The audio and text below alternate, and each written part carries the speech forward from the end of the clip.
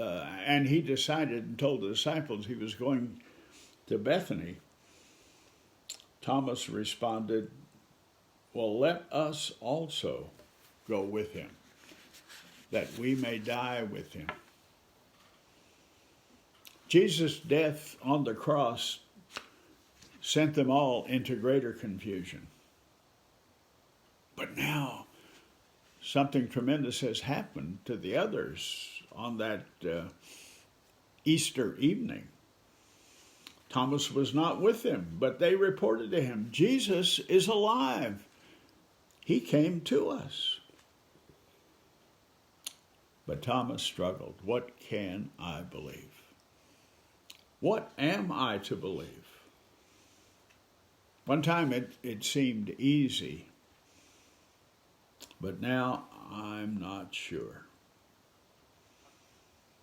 And so it was that Thomas came with them to that house the very next Sunday, still struggling with what to believe. Once again, Jesus came to them through locked doors. And now the situation is this: Thomas stands face to face with Jesus. Thomas in his uncertainty. How does Jesus react to Thomas? The others have all affirmed their belief, but Thomas said, I'm not sure. 20th century German preacher, author, and scholar Helmut Thielicke describes a miniature painting of this particular moment that Jesus and Thomas come face to face.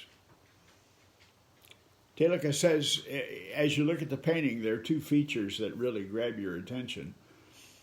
One, Jesus has his arms stretched out over Thomas. And the painter is indicating that Thomas is already being impacted by the cross, the death of Jesus.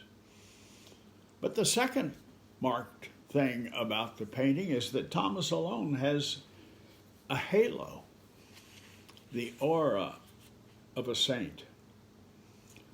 Something about Thomas breathes question and hope at the same time. Thomas is not a troublemaker. Thomas is a sincere struggler, wanting to know what to believe. And Jesus does not exclude him. Jesus does not criticize him, does not berate him or belittle him. He welcomes him. And he said, "Here, Thomas,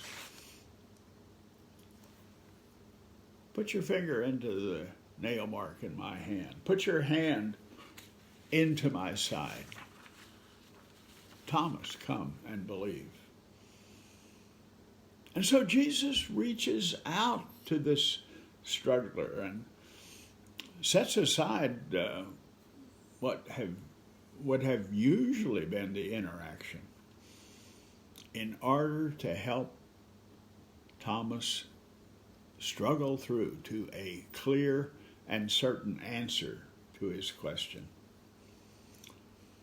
And the church in embryo, the rest of the disciples, welcome Thomas as well. They accept Thomas. They give him space to struggle. They continue to include him. They create an environment for constructive struggle for Thomas. Even though he may have raised questions for them. Even though they might be able to see part of themselves and their own struggles. Even though he may have stirred unspoken fears or raised questions. They had learned from the Master. Jesus welcomes an honest struggler. someone who is seeking to know with certainty what is true. Lee Strobel, with a journalism degree from the University of Missouri and a law degree from Yale Law School, won awards as a reporter, I believe a legal reporter for the Chicago Tribune. But he was a professed atheist. And by his own confession, he says, for much of my life, I was a skeptic. God was a product of wishful thinking. Even a cursory examination of the evidence demonstrates that Jesus had been only a human being like you and me, although with unusual gifts. But then he said, to be honest, that's all I had ever really given the evidence. A cursory look. I could see some gaps, some inconsistencies in my thinking, but I had strong motivation to ignore those. I was living a self-serving and immoral lifestyle that I would be compelled to abandon if ever I were to change my views and become a Christ follower. But something happened to Strobel. He was impacted by interaction with some people of genuine faith. In that whole process, his wife was converted to faith in Christ. And that initiated for him his own personal inquiry until he too finally professed faith in Jesus and published the widely read book, The Case for Jesus. Ultimately changed his careers, left journalism, and became a pastor. And so it happens when people become sincere inquirers and are willing to look at the reality of what is. Dennis was a guy in his middle to late 30s. He'd made a mess of his life, had 3 failed marriages. By his own acknowledgement, his life was empty. He too professed atheism. But in his restaurant, a young woman began working for him who was a woman of faith, and in appropriate ways she was willing to share her faith. And Dennis encountered the certainty in her attitude. One night, in desperation, he went home. He was suicidal. He fell across his bed and prayed what may have been the first prayer he had prayed ever, or certainly in a long time.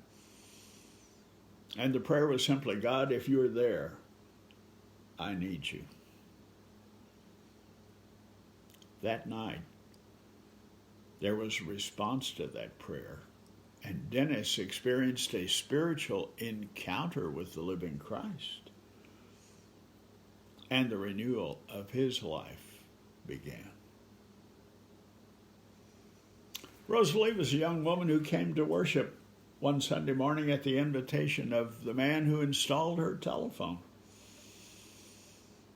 She asked for an appointment to talk to the pastor. She said, Pastor, my life is a disaster.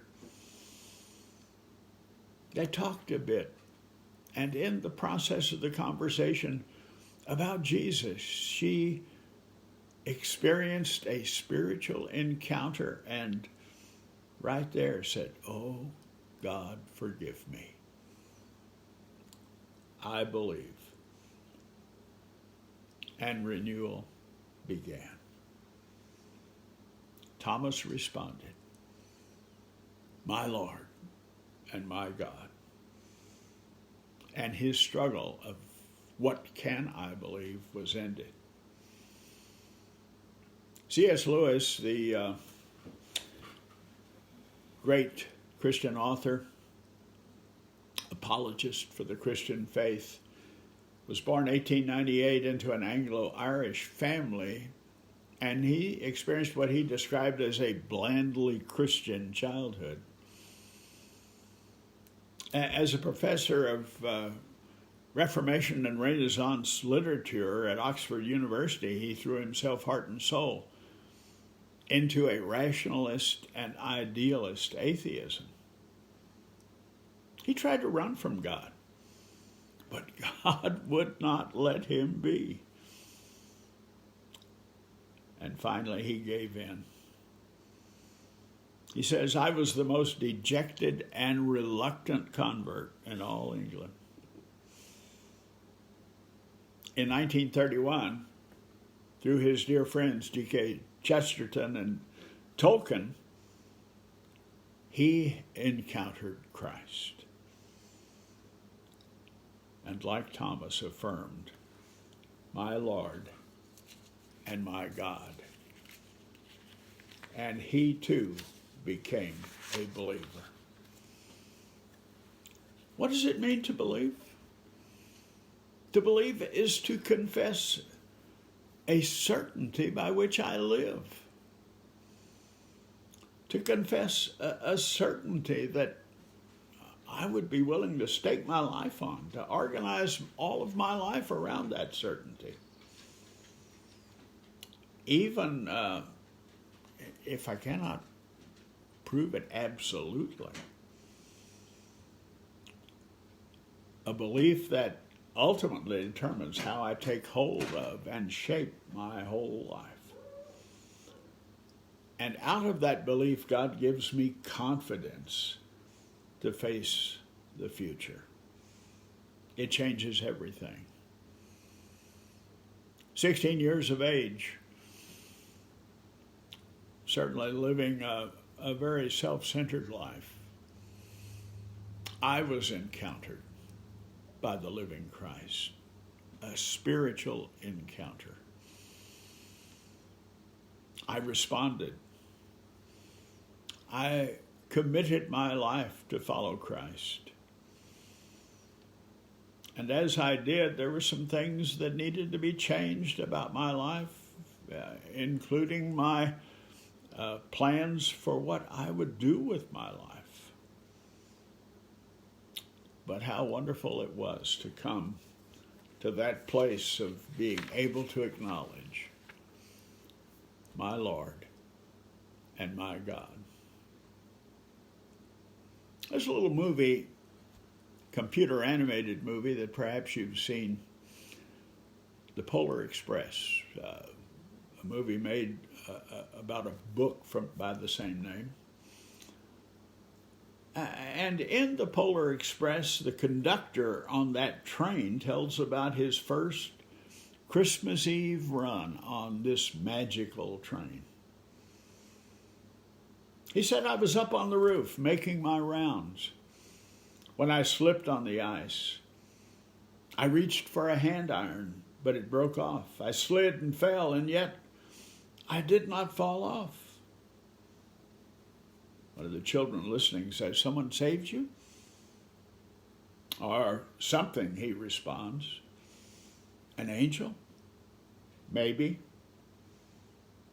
But what did he look like? Did you see him? No, sir. Sometimes seeing is believing. And sometimes the most real things in the world are the things we can't see. My Lord and my God, I affirm my belief in you with confidence and certainty.